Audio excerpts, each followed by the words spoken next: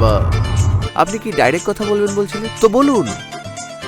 দেখো, আমি অন্য মেয়েদের মতো নই। হ্যাঁ হ্যাঁ হ্যাঁ, সেটা তো আমি দেখতেই পাচ্ছি। মানে আমি বলতে চাইছিলাম যে আমি কারোর কথা শুনি না, আমার মন যা বলে আমি সেটাই করি। আরে বাহ, হ্যাঁ, পুরো সেম টু সেম।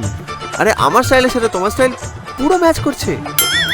তার মানে একটা জঙ্গলে তো দুটো সিংহ থাকতে পারবে না, সেরকমই আমরা দুজন একটা ছাদের তলে তো থাকতে পারবো না। মানে আপনি আমায় বিয়ে করলে কখনোই সুখী হতে পারবেন না। No problem, I will manage. I am sorry, আমি অচেনা লোকদের সাথে হ্যান্ডশেক করা পছন্দ করি না। Oh really? Yes, I am already. দাদা,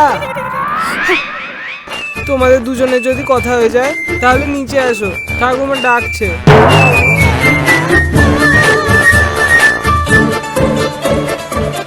তুই যা, আমি আসছি। এই ভিড়টাকেও এই সময় আসতে হলো? ও হ্যালো ম্যাডাম, আপনি কোথায় হারিয়ে গেলেন? টপিকে ফিরে আসুন। আপনি কিছু জিজ্ঞেস করছিলেন, বলুন।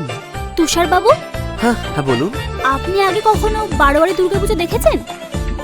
ছোট ছিলাম যখন, তখন একবার দেখেছি। আর কখনো ইচ্ছা হয়নি?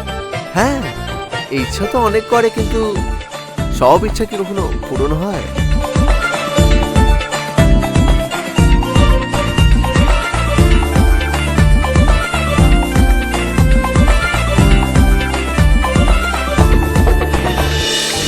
আচ্ছা তরুণ বাবু, আপনি কখনো বারোয়ারি দুর্গাপুজো দেখেছেন?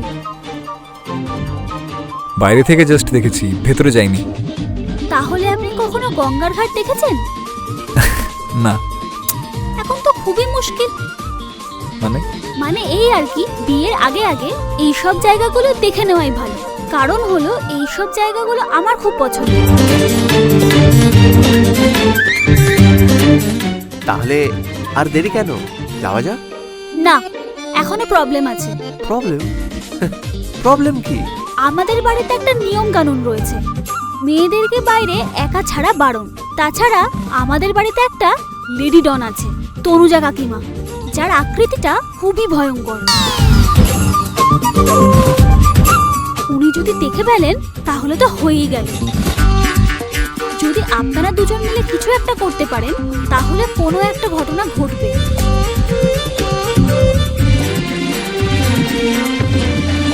আপনি একদম চিন্তা করবেন না, দিদাকে রাজি করানোর দায়িত্ব আমার। সত্যি? হ্যাঁ। Thank you. ও চলুন যাই। চলুন যাই।